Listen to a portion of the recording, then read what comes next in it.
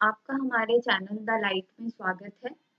अभी तक हम पॉलिटिकल साइंस के 13 चैप्टर कंप्लीट कर चुके हैं। आज हम 14वां चैप्टर करने वाले हैं जिसका नाम है राज्य विधानमंडल।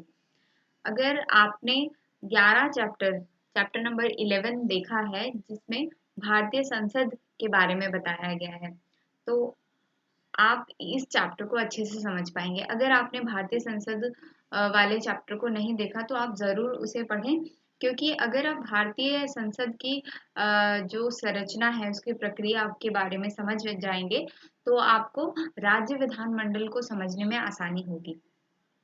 तो जैसा कि हमने संसद वाले चैप्टर में देखा था कि संसद जो है केंद्र स्तर पर कानून बनाती है, यानी जो भी वो कानून बनाएगी वो पूरे देश के लिए कानून होगा, वो पूरे देश के लिए वो कानून होगा। ठीक, सो इसी प्रकार से अलग अलग जो राज्य हैं हमारे देश में, जैसे कि हरियाणा है, आंध्र प्रदेश, उड़ीसा है, राजस्थान है, तो यहाँ पर अलग अलग राज्य हैं, तो अलग अलग यहाँ पर वहाँ की का राज्य विधानमंडल है जहाँ पर कानून का निर्माण होता है, कानून बनाया जाता है।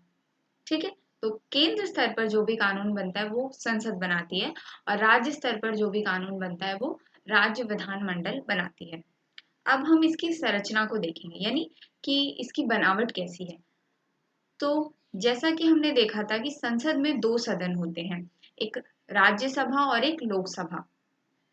उसी प्रकार से राज्य विधानमंडल में भी 2 सदन होते हैं, द्विसदनीय व्यवस्था है, पर यहाँ एक सदनीय व्यवस्था भी है। तो कई राज्यों में एक सदन विधायिका होती है और कई राज्यों में द्विसदनीय विधायिका होती है। ठीक, संसद में 2 सदन होते हैं, राज्यसभा और लोकसभा, पर राज्य विधानमंडल में एक सदन भी हो सकता है और 2 सदन भी हो सकता है। और ये अलग अलग राज्यों की अलग अलग जो राज्य विधानमंडल की संरचना है, जो वो एक राज्य से दूसरे राज्य की संरचना में थोड़ा सा परिवर्तन है, उसे हम देखेंगे। तो एक सदनीय विधायिका क्या है? जहां पर एक ही सदन हो, जहां पर एक ही सदन में कानून बनाए जाते हो, तो उस सदन को कहते हैं विधानसभा। और विधानसभा अधिकतर राज्यों में विधानसभा पाई जाती है जो उस विशेष राज्य के लिए कानून बनाएगी। उस राज्य के अलावा वो कानून कहीं और लागू नहीं होंगे, सिर्फ उसी राज्य के दायरे में वो कानून लागू होंगे। तो विधानसभा अपने राज्य का कानून बनाती है। जैसा कि हमने संसद वाले चैप्टर में देखा था कि वहां पर क्या होता है, राज्यसभा और लोकसभा के सामने कोई बिल प्रस्तावित होता है और वहां पर उसको कानून का रूप दिया जाता है, यानी कानून बनाया जाता है। उससे पहले वो दोनों सदनों में जब वो पास हो जाता है तो वो राष्ट्रपति के पास एक बार स्वीकृति के लिए वहां पर भेजा जाता है। इसी प्रकार से जब विधानसभा में कोई भी बिल जो पारित होता है उसको राज्यसभा राज्यपाल की स्वीकृति के लिए भेजा जाता है। तो एक सदनीय विधायिका अधिकतर राज्यों में है और इस विधायिका को जो एक सदन की है उसे विधानसभा कहते हैं। ठीक, आगे जब हम देखते हैं तो द्विसदनीय विधायिका, अधिकतर राज्यों में तो विधानसभा है और कुछ ऐसे भी राज्य हैं जहाँ पे 2 सदन है, यानी जिस प्रकार से संसद में लोकसभा राज्यसभा 2 सदन है, वैसे ही कुछ 7 राज्यों में द्विसदनीय विधायिका की व्यवस्था है।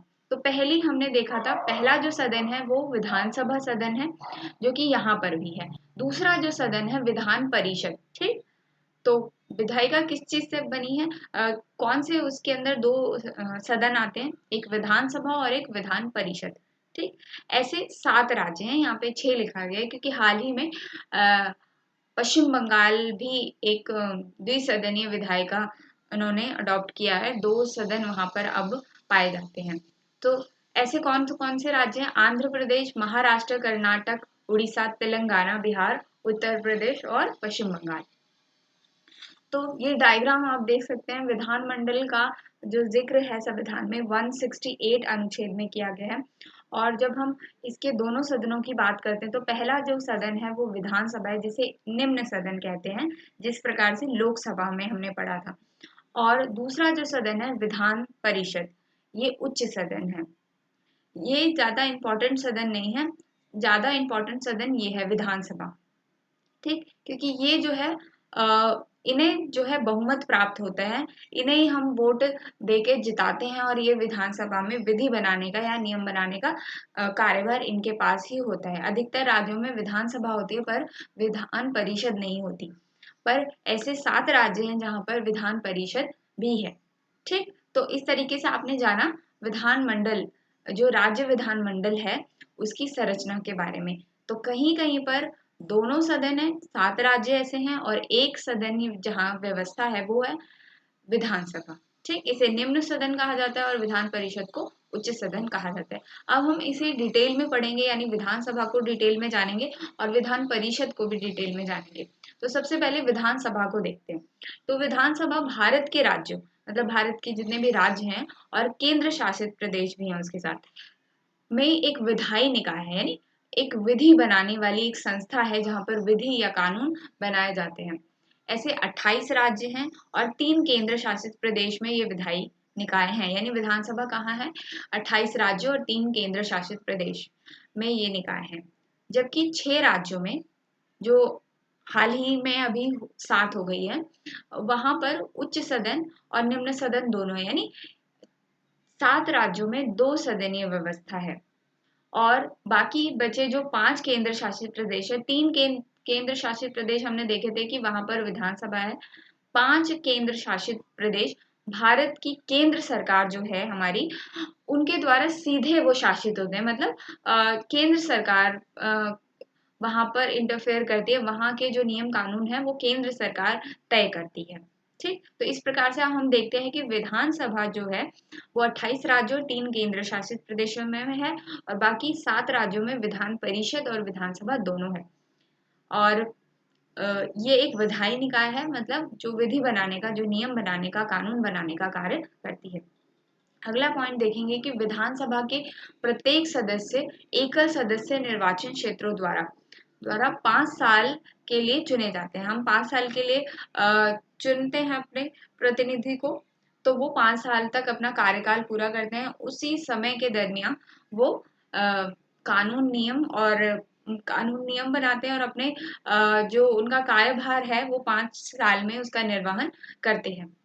तो ये जो है जनता द्वारा सीधे चुने जाते हैं। आपने सुना होगा विधानसभा के चुनाव, जिसमें हम राज्य स्तर के जो है सरकारों का चयन करते हैं, उन्हें चुनते हैं। भारत के संविधान में कहा गया है कि राज्य के विधानसभा में, संविधान में ये वर्णित है कि विधानसभा में 60 से कम और 500 से अधिक सदस्य नहीं होना चाहिए। पर इसका अपवाद भी है, यानी एक्सेप्शन भी है इस बात में, क्योंकि गोवा, सिक्किम, मिजोरम और केंद्र शासित प्रदेशों इसके अपवाद हैं। अपवाद क्यों? क्योंकि यहाँ पर 60 से कम है, क्योंकि ये छोटे छोटे राज्य हैं और केंद्र शासित प्रदेश भी छोटे छोटे प्रदेश हैं, जिसमें ये जो नियम है 60 से कम और 500 से अधिक वाला, ये एप्लीकेबल नहीं हो पाता है। इसलिए ये जो कुछ क्षेत्र हैं इसके अपवाद हैं, यानी एक्सेप्शन है। पुदुचेरी में 60 से कम सदस्य हैं और राज्यपाल के अनुरोध पर आपातकाल की स्थिति में राज्य की विधानसभा को भंग भी किया जा सकता है। अगर राज्यपाल को लगता है कि यहाँ पर संवैधानिक रूप से इस राज्य में राज्य की व्यवस्था नहीं चल रही है, तो वहां पे वो आपातकाल घोषित कर सकता है राज्यपाल। आपातकाल के विषय में हमने आपातकाल वाले चैप्टर में पढ़ा था, उसको आपने पढ़ा होगा तो आप जानते होंगे। अब हम देखेंगे विधानसभा का कार्य क्या होता है।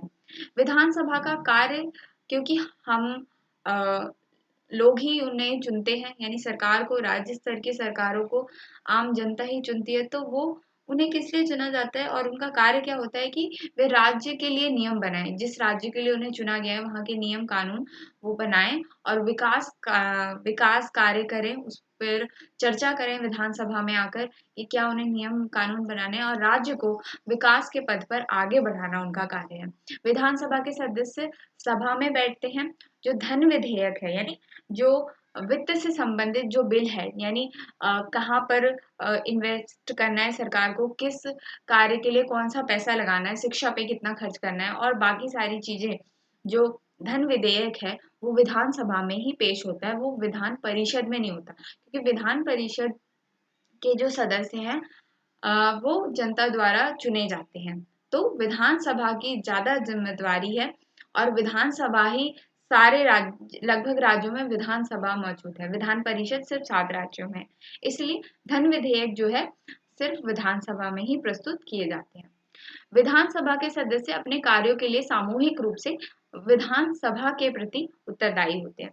5 साल के लिए उनका कार्यकाल होता है, तो उनका उत्तरदायित्व बनता है कि वो विधानसभा के प्रति उत्तरदायी हों, जनता के प्रति उत्तरदायी होना पड़ता है उन्हें, क्योंकि हम जनता ही उसे 5 साल के लिए चुनती है।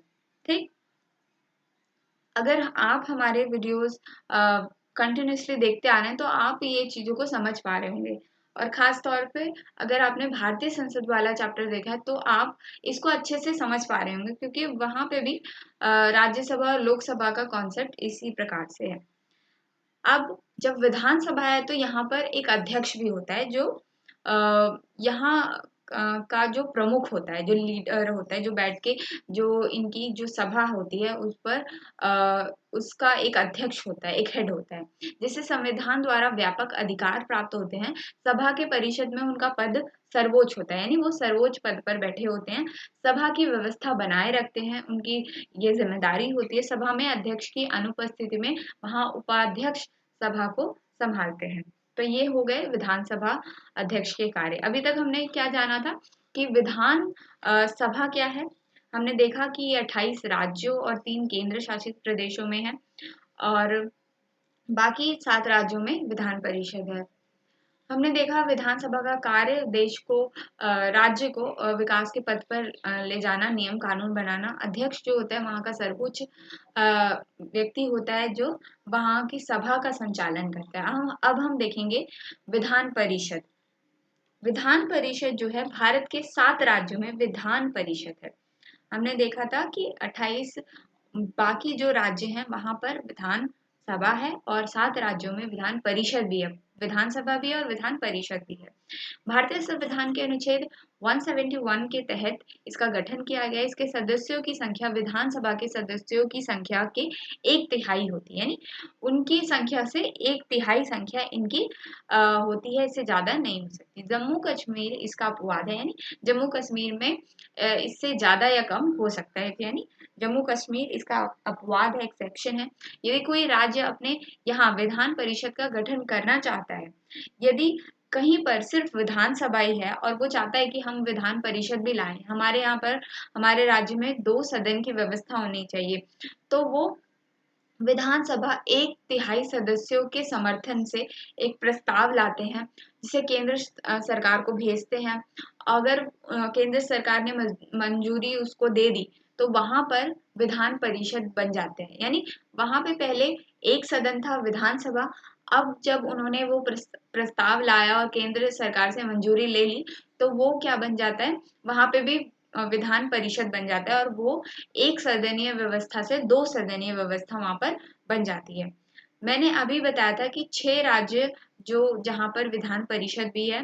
7वां जो हाल ही में 2021 शायद 21 में पश्चिम बंगाल में विधानसभा ही थी, पर उन्होंने एक प्रस्ताव लाया कि हमारे यहाँ विधान परिषद होनी चाहिए, और केंद्र सरकार ने इसकी मंजूरी दे दी और इसके बाद वहां पर विधान परिषद भी बन गया, यानी वहां पर अब एक सदन की जगह पर 2 सदन उपस्थित है। अब इसकी संरचना देखते हैं। तो अभी हमने बात की कि अनुच्छेद 171 के तहत किसी राज्य की विधान परिषद में राज्य विधानसभा की कुल संख्या के 1/3 से अधिक और 40 से कम सदस्य नहीं होंगे। यहाँ राज्यसभा के समान विधान परिषद एक सतत सदन है, अर्थात एक स्थायी निकाय इसको कहते हैं, यानी वो विधि निकाय या स्थायी निकाय है। इसका विघटन नहीं होता। विधान परिषद यानी विघटन नहीं होता का मतलब है कि विधान परिषद का विघटन हो जाता है अगर वो 5 साल के अंदर ही अंदर अपना बहुमत खो देते हैं, तो उसका वो हट जाता है, यानी विघटन हो जाता है उसका। पर विधान परिषद का इस तरीके से विघटन नहीं होता। विधान परिषद के एक सदस्य मेंबर ऑफ लेजिस्लेटिव काउंसिल यानी MLC और विधानसभा में MLA चुने जाते हैं। का कार्यकाल, इनका कार्यकाल 6 वर्ष का होता है, जबकि विधानसभा का कार्यकाल 5 वर्ष का होता है। 5 वर्ष के लिए विधानसभा के जो सदस्य हैं जनता द्वारा सीधे तौर से चुने जाते हैं, जबकि इनका कार्यकाल 6 वर्ष के लिए होता है। इसमें हर 1/3 सदस्य 2 वर्ष में निवृत्त होते रहते हैं, यानी रिटायर्ड होते रहते हैं। अब इनकी निर्वाचन पद्धति क्या है, यानी कैसे चुने जाते हैं। विधानसभा के तो हमने देखा उनके सदस्य डायरेक्ट वो जनता के द्वारा चुने जाते हैं, पर विधान परिषद के जो सदस्य हैं वो कैसे चुने जाते हैं वो देखते हैं हम। तो 1/3 MLC जो हमने देखा, member of legislative council, MLC राज्य के विधायकों द्वारा चुने जाते हैं, ठीक।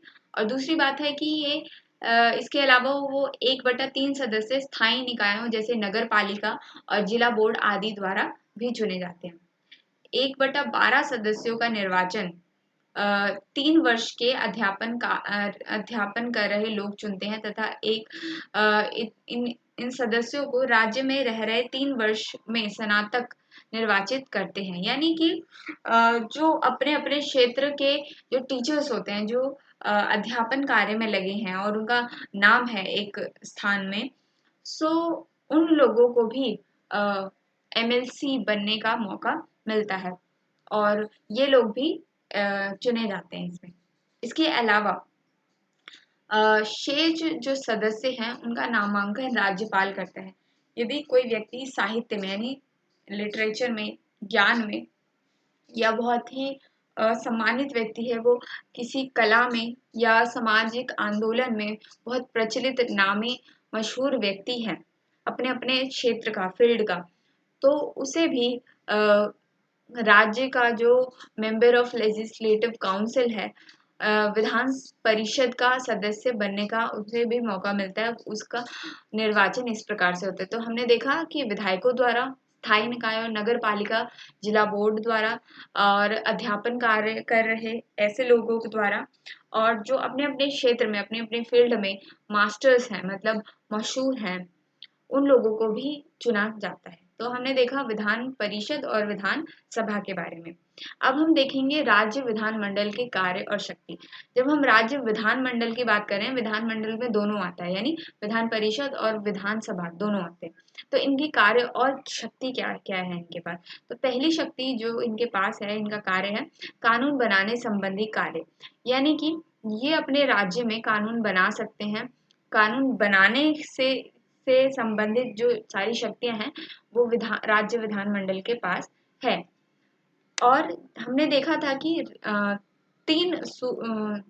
तीन विषयों पर कानून बनते हैं, जैसे कि राज्य सूची, केंद्र सूची और संवर्ती सूची। तो केंद्र स्तर की सूची पर केंद्र सरकार कानून बनाती है, राज्य स्तर की सूची पर राज्य सरकारें कानून बनाती है और संवर्ती सूची पर राज्य और केंद्र दोनों बना सकती हैं।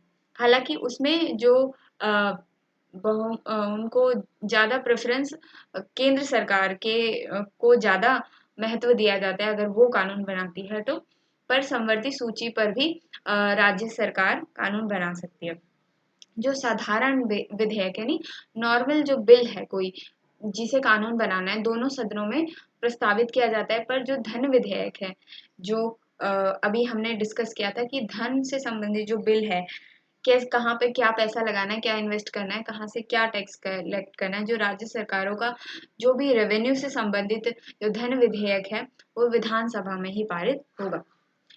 फिर दूसरी शक्ति है वित्तीय शक्ति। वित्तीय शक्ति में हम देख सकते हैं कि करों को लगाने, हटाने वो राज्य सरकार का काम है, यानी विधानसभा का कार्य है कि कहाँ पे कर लगाने हैं, कहाँ हटाने हैं, धन की स्वीकृति, कहाँ पर कितना इन्वेस्ट करना है, कितना खर्च करना है, कितना सरकार कहाँ से कर इकट्ठा करके अपना विकास कार्य में, किस कार्य में लगाना है। तो जितना भी वित्तीय शक्ति है धन से संबंधित, वो राज्य विधानमंडल के पास होती है। अगला है कि कार्यपालिका पर नियंत्रण, यानी राज्य विधायिका कार्यपालिका पर नियंत्रण रखती है। राज्य के मंत्री परिषद सामूहिक रूप से विधानसभा के प्रति उत्तरदायित्व होते हैं, और जब तक उसे विधानसभा में बहुमत का समर्थन प्राप्त होता है तब तक वो अपने पद पर बने रहते हैं। यानी कार्यपालिका संबंधित मतलब कि विधानसभा के जो सदस्य हैं वो आम जनता द्वारा चुने जाते हैं, उनके मंत्री, और उनके मंत्री मिलकर मुख्यमंत्री अपने बीच में से एक मुख्यमंत्री चुनते हैं। सो वो अपने राज्य की कार्यभार संभालते हैं, और ये अपने पद पर तब तक ही बने रहते हैं जब तक उन्हें वोट यानी बहुमत पूरा प्राप्त है। अगर बहुमत बीच में से हट गया यानी 5 सालों के अंदर ही अंदर अपना बहुमत खो देते हैं तो अपने पद से हट सकते हैं। ठीक, तो बहुमत होना जरूरी है। तो कार्यपालिका संबंधी इनका कार्य है। अगला है चुनाव संबंधी कार्य। विधानसभा के सभी निर्वाचित सदस्य राष्ट्रपति के निर्वाचन के लिए निर्वाचन मंडल के सदस्य होते हैं, यानी कि ये जो सदस्य हैं वो राष्ट्रपति के चुनाव में भाग लेते हैं। अपने अपने राज्यों में राज्यसभा के लिए सांसदों का भी निर्वाचन करते हैं, यानी जो सांसद का भी चुनाव होता है, निर्वाचन होता है, उसमें भी ये पार्टिसिपेट करते हैं।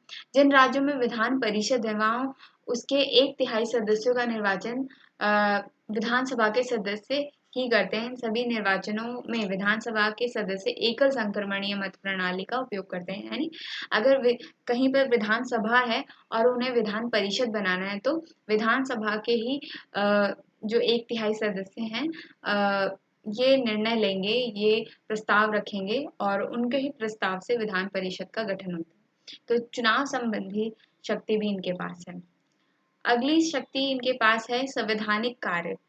संघीय विषयों में संशोधन के लिए संसद के दोनों सदनों के विशेष बहुमत तथा आधे से अधिक राज्यों की अभिसमर्थ होना चाहिए। अभिसमर्थ का प्रस्ताव राज्य विधानमंडल द्वारा प्रस्ताव बहुमत से पारित किया जाता है, यानी कि संविधान से संबंधित यानी कोई विधि निर्माण से संबंधित जो शक्ति है वो राज्य विधानमंडल के पास होती है। संसद में जो दोनों सदन हैं, जो दोनों सदन हैं, संसद के दोनों सदन लोकसभा और राज्यसभा, अगर कोई संघीय विषय यानी पूरे देश से संबंधित कोई विषय है और संशोधन करना है, संविधान में कुछ बदलाव करना है, तो राज्यसभा लोकसभा दोनों का विशेष बहुमत चाहिए उसमें संशोधन करने के लिए। पर इसके साथ ही जो राज्य के विधानमंडल हैं, जो राज्य की विधानसभा है, इनका भी समर्थन कुछ हद तक चाहिए होता है ताकि उस जो संवैधानिक जो कार्य है उसमें संशोधन किया जा सके, उसमें बदलाव किया जा सके। ठीक, अब हम देखेंगे कि अभी हद तक हमने उसकी शक्ति, उसके कार्य देखे। अब हम इसकी कुछ सीमाएं देखेंगे कि इसकी शक्ति तो इसे प्राप्त है पर उस शक्ति की क्या क्या सीमाएं हैं उसको भी हम देखेंगे। सो पहली जो सीमा है, कई बार जो राज्य सरकारें होती हैं अपने राज्य के लिए कानून तो बनाती हैं, उन्हें अधिकार है कि वे अपने राज्य के लिए कानून बना सकें, पर कई बार वो अपने राज्य के लिए स्वतंत्र निर्णय नहीं ले पाते क्योंकि कई बार एक उस राज्य के लिए कोई कानून बनाना एक राष्ट्रीय मुद्दा भी हो जाता है। तो इसके संबंध में उसे राष्ट्रपति, राज्यपाल और राष्ट्रपति की स्वीकृति यानी उनकी मंजूरी लेनी पड़ती है, तब वो जाकर कानून बना सकते हैं। तो पहली एक सीमा ये हो जाती है कि वो सारे ही कार्य अपने मर्जी से राज्य सरकार नहीं कर सकती। कुछ जो विशेष कानून है, कुछ ही ऐसे विषय होते हैं जिस पर उसे राष्ट्रपति और राज्यपाल से परमिशन लेनी पड़ती है। राज्य सूची में उल्लेखित कुछ विषयों पर राज्य के विधानमंडल राष्ट्रपति की पूर्वानुमति के बिना कानून नहीं बना सकते। जैसा कि हमने पढ़ा, जो राज्य सूची के जो विषय हैं उस पर राज्य सरकारें ही कानून बनाती है, पर कुछ ऐसे विषय हो जाते हैं जिस पे विवाद खड़ा हो जाता है और उसे राष्ट्रपति की पहले से अनुमति लेनी पड़ती है, तब वो उसे कानून बना सकते हैं। अब तीसरी जो सीमा है कि राज्य सरकार राज्य सूची के विषयों पर कानून बनाती है और साथ ही समवर्ती सूची पर भी केंद्र और राज्य दोनों बना सकती है। तो कई बार क्या होता है कि एक ही विषय पर जब केंद्र और राज्य सरकारें कानून बनाती है तो दोनों के बीच टकराव शुरू हो जाता है, जिसमें केंद्र सरकार के जो केंद्र सरकार नियम बनाती है वो ज़्यादा मान्य होता है राज्य की तुलना में। इसीलिए जो समवर्ती सूची पर कानून बनाने का अधिकार राज्य सरकार के पास अधिक नहीं होता, केंद्र सरकार के पास अधिक होता है। अब आपातकालीन परिस्थितियों में संसद राज्य सूची के विषयों पर कानून बनाता है। कभी राज्य का जो संवैधानिक तंत्र जब बिगड़ जाता है, यानी राज्य अच्छे से कार्यशील नहीं हो पाता, तब क्या होता है कि किसी राज्य में आपातकाल की घोषणा कर दी जाती है, तो उसकी जो राज्य सरकार है वो निष्क्रिय हो जाती है, यानी राज्य सरकार अपने राज्य के लिए कानून नहीं बना सकती जब आपातकाल लग जाता है। तो केंद्र सरकार या संसद उस राज्य के लिए कानून अपने तरीके से कानून बनाती है। तो यहाँ एक सीमा हो जाती है उनके लिए। राज्यसभा 2/3 बहुमत से एक प्रस्ताव पारित करके राज्य सूची के किसी भी विषय को संसद के कानून निर्माण हेतु सौंप सकती है। ऐसे विषय पर संसद 1 वर्ष हेतु कानूनों का निर्माण कर सकती है और इस अवधि में वृद्धि भी की जा सकती है। यानी कि कई ऐसे विषय होते हैं कि राज्यसभा 2/3 बहुमत प्रस्ताव लाकर उस राज्य में अपने तरीके से वहां पर संसद द्वारा वहां कानून का निर्माण कर सकती है और 1 साल तक वो वहां पर कानून बना सकती है। इसकी अवधि लंबी भी हो सकती है। तो यहाँ पर जो राज्य सरकार है वो अपने राज्य के लिए काम नहीं कर पाएगी इस स्थिति में। तो ऐसी स्थिति भी उत्पन्न होती है। किन्हीं कारणवश राज्य का संवैधानिक तंत्र विफल होने की स्थिति में राष्ट्रपति उक्त राज्य की विधानसभा को भंग कर सकते हैं ताकि नए चुनाव कराए जा सके। यानी कि अगर कुछ राज्य में कुछ गड़बड़ होती है, यानी संवैधानिक तौर से राज्य का संचालन नहीं होता, तो केंद्र सरकार क्या करती है, वहां पर राष्ट्रपति शासन लगाती है, फिर उसके बाद वहां की जो विधानसभा है उसको भंग कर देती है और वहां पर नए सिरे से चुनाव कराए जाते हैं। तो ये कुछ सीमाएं थी विधानमंडल की। हमने शक्ति देखी, पर उसकी शक्तियों की कुछ सीमाएं हैं, ये देखा हमने। अब विधानसभा की तुलना में विधान परिषद, अब जब इनकी तुलना की जाए तो कैसे हम तुलना कर सकते हैं कि साधारण विधेयक जो है दोनों सदन में पास होंगे, पर धन विधेयक जो है राज्य सॉरी विधानसभा में ही पारित होंगे। और जो विधि या कानून बनाने का अधिकार जो है ज्यादा सशक्त किसके पास है, विधानसभा के पास। विधान परिषद के पास इतना सशक्त वो विधि बनाने का अधिकार नहीं है। इसके बाद मुख्यमंत्री तथा मंत्रियों का चयन किसी भी सदन में किया जा सकता है। यदि विधान परिषद के सदस्य को मुख्यमंत्री या मंत्री बनाया जाता है तब भी वे विधानसभा के प्रति ही उत्तरदायी होगा। ठीक, तो ये डिफरेंस है। वित्त विधेयक को सिर्फ विधानसभा में, मैंने बताया अभी हमने डिस्कस भी किया था कि धन विधेयक को सिर्फ विधान परिषद में ही पेश किया जाता है, उसे पारित किया जाता है। और कोई भी अगर विधान परिषद को किसी बिल में असहमति हो रही है तो वो 14 दिन के समय के लिए उसे रोक सकती है, उससे ज्यादा नहीं उसे रोक सकती। अगर उससे ज्यादा का समय लेती है, उसे रोकती है कि अगर उसे किसी बिल को कानून नहीं बनने देना, तो ये उसके हाथ में नहीं होता। वो जो बिल है वो 14 दिन से अधिक रोके रहती है तो वो अपने आप ही स्वतः वो पारित मान लिया जाता है। भारत में राष्ट्रपति के निर्वाचन तथा राज्यसभा में राज्यों से जाने वाले प्रतिनिधियों का निर्वाचन विधान परिषद भाग नहीं ले सकती। साथ ही संविधान संशोधन विधेयक में परिषद प्रभावी रूप से कुछ नहीं कर सकती। यानी कि जब राष्ट्रपति का निर्वाचन होता है, चुनाव होता है, तो विधानसभा उसमें पार्टिसिपेट करती है, विधानसभा के सदस्य उसमें पार्टिसिपेट करते हैं, विधान परिषद के सदस्य उसमें भाग नहीं ले सकते। तो ये तुलना का एक आधार हो सकता है। अगला है कि विधान परिषद का अस्तित्व विधानसभा पर निर्भर करता है। यानी विधानसभा चाहे तो विधान परिषद का निर्माण करा सकती है। अगर उनके राज्य में सिर्फ विधानसभा है, विधान परिषद नहीं है, तो बना भी सकती है। और अगर वो चाहे कि विधान परिषद की आवश्यकता नहीं है तो विधान परिषद को वो भंग भी कर सकती है, यानी उसको प्रस्ताव लाकर उसको बंद भी कर सकती है। सिर्फ एक ही सदनीय व्यवस्था निर्भर करती है। तो ये कुछ अंतर है दोनों में, जिसमें विधानसभा और विधान परिषद को हमने देखा। विधान परिषद की तुलना में विधान सभा ज्यादा सशक्त है। तो इस प्रकार से हमने विधानसभा और विधान परिषद को देखा, राज्य में कैसे विधि कानून नियम बनते हैं उसको देखा। आशा है आपको समझ आया होगा। धन्यवाद।